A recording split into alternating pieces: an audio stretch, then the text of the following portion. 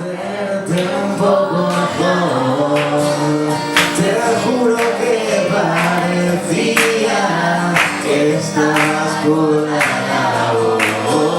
Y yo juraría que aún después del amor te noto distante y fría al explicármelo.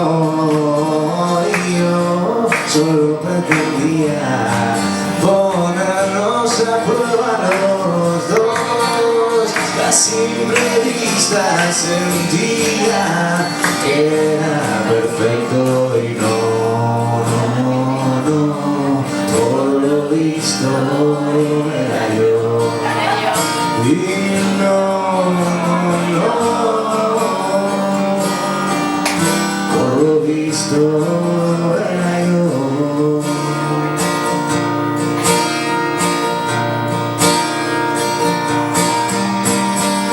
Yo solo quería que vieras mi habitación, la plena luz del día, sonando el despertador.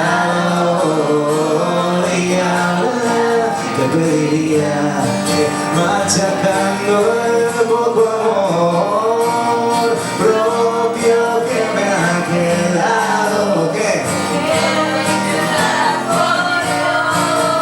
cariño, va a dejar de hablar por favor. Tus labios se mueven y dices cosas, pero yo solo escucho no.